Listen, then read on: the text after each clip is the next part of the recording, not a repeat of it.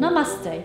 Welcome to the first Awaken feature for Spirit Pond. Today I'm very excited and very thrilled to be able to have a good friend of mine, Elaine Smith, join me to share a bit about her life and her story in setting up a beautiful fair trade business in lovely gift products from women artisans in developing countries.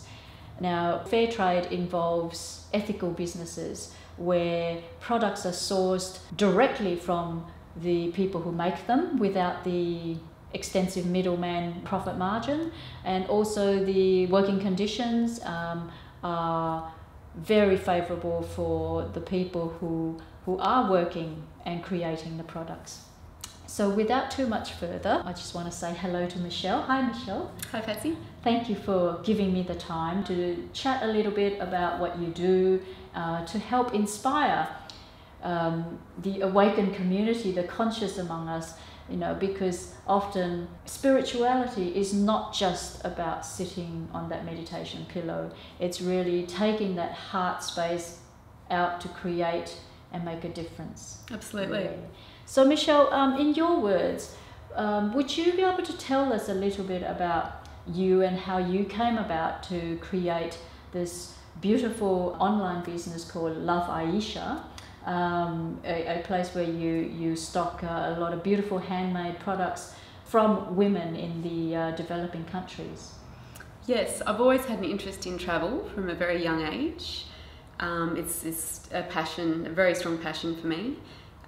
In my early 20s, when I entered the workforce in a corporate marketing role, I had this feeling that it just wasn't enough, and I wanted to make a difference. I had this burning desire to make a difference, and I started reading about fair trade, which wasn't very well known, I suppose, or people weren't that familiar with it at the time. And I started realising how much of our everyday consumerism is actually hurting people. Exploitation of workers, particularly female workers, environmental exploitation as well, and also the disposability of the products that we were buying, and what a big issue it was. So I became more and more interested in fair trade. I started doing some volunteer work for Oxfam, and helping out with some of their events, and the desire and the passion just kept building. So you left your corporate job in the end? I did. Yeah, I mean, it took a good big step. a good 15 years to get to that point, but I was ready. I was ready, and the themes just kept coming up that, you know, I've been so passionate about social justice issues and so passionate about women's issues. And, you know, ethical business and corporate social responsibility. I thought, I've got to walk the talk and get out there and do it. Yeah, beautiful. In the course of your travels, when you did you encounter personally the injustices? I suppose it was more, I was struck by the poverty in some of these countries, and realising that so many of our products are sourced from these countries, yet obviously the benefit isn't going to these producers. So that certainly made me more aware of the disparity in you know, wealth distribution, I suppose. Yes, it is. It is a very, I think, unless someone actually makes the effort to go and find out, we can become too blasé. We can, you know, purchase too much, and like you said, forget about the effect on the other end of the line, with how that product was made and who it affects. And that's right. Yeah. And to realise that it's an actual human being who's made this product. And, you know, if it's a handmade product, so much work and so much skill goes into that, and some of those skills are passed down through generations of women. So, you know, a master artisan is making this product, yet she's not receiving the benefit or the payment that she should be receiving for her skills. Yes, it's more than a product, isn't it? It's really a form of art for them. Yeah, that's right. And a lot of the products have traditions, you know, historical and ancestral significance as well. It's also a case of you buying quality, not quantity, and realising that this is something to cherish, this is something of value. And what I've tried to embody in Love Aisha is that you get to learn the story of the artisan. You learn who she is, what her life's like, bit of her history. So there's so much more richness to you know, the end purchase, I suppose. You connect with these women too, don't you? Yeah, exactly. And you can see the change that you create when you market their products for them. Yeah, that's wonderful. So Michelle, in the course of your travels to source your products, so you do get to know these women personally, and Yes. you do go to their homes. Yes. Yeah, and have they created an industry for themselves, or are That's they? right. So they're not controlled by an establishment or a business enterprise of some sort. What's happening at the moment? Women are banding together to form cooperatives. What these cooperatives do is to train these women up in business skills. So they've got their production and the creation covered. They're experts at that. But historically, in a country like Morocco, for example, the woman's at home producing these works of art. Once it's done, she hands it over. Okay. So it enables the artisan to be part of the whole process, the whole selling process. So she knows the profit margins. She knows, you know, how much she should be getting.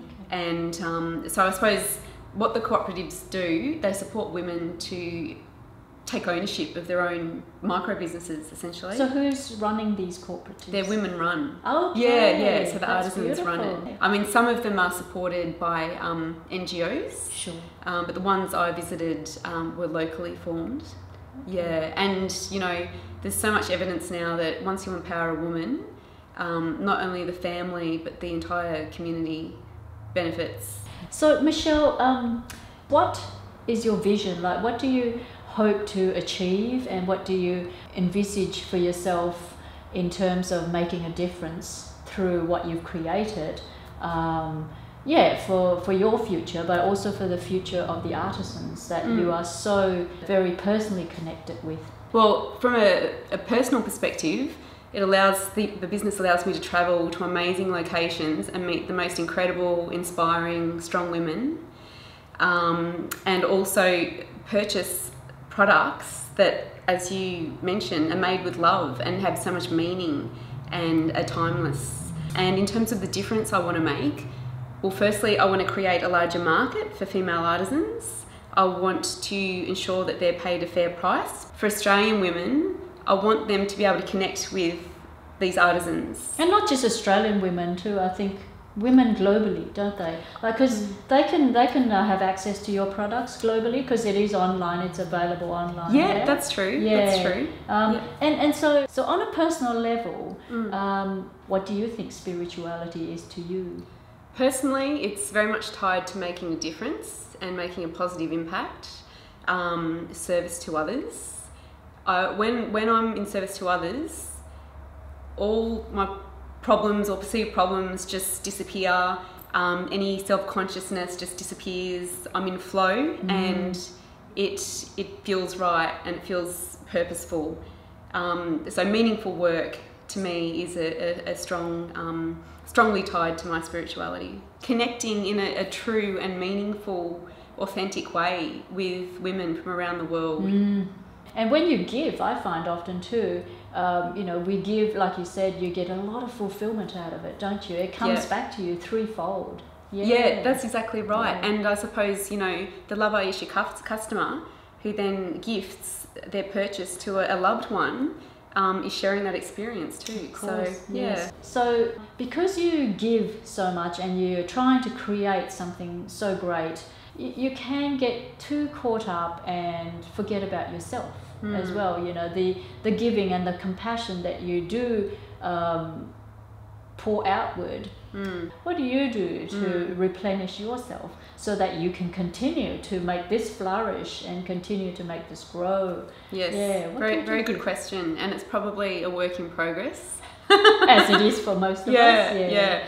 I can tell when I need to just take a step back and kind of go inside myself. I like to do guided meditations. As soon as I start eating well and doing some exercise, it's the simple things. It's the simple things. Isn't it? Reading a good book.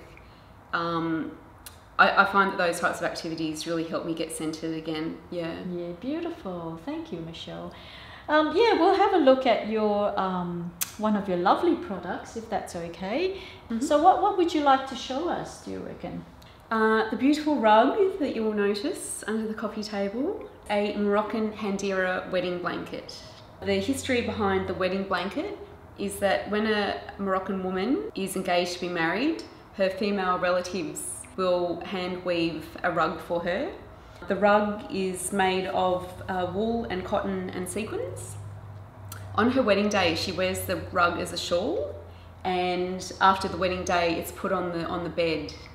And typically, they take between 1 to 2 months to make. Wow. They also use the Moroccan women use natural dyes as well, so natural plant and herb dyes, which is amazing, obviously, because the environmental issue of using synthetic dyes is avoided. Okay, no, thank you, Michelle. That's beautiful. Yeah, I love the products, all of them, really.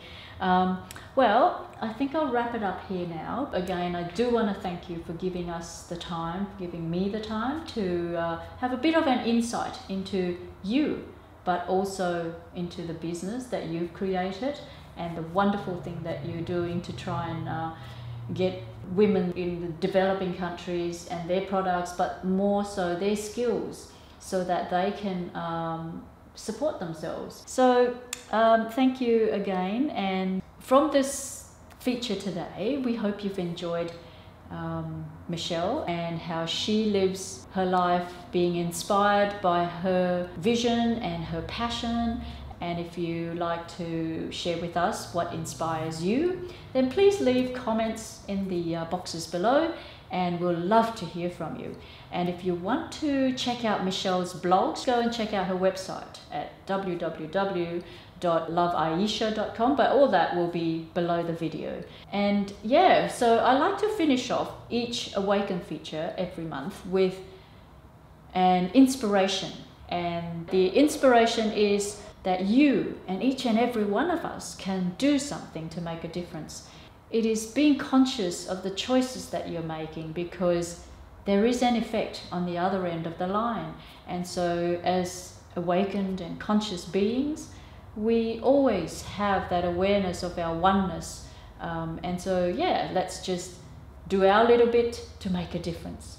Thank you for watching. Thank you for tuning in. And we hope you enjoyed this program, and we'll see you next month for another beautiful soul's story and inspiration.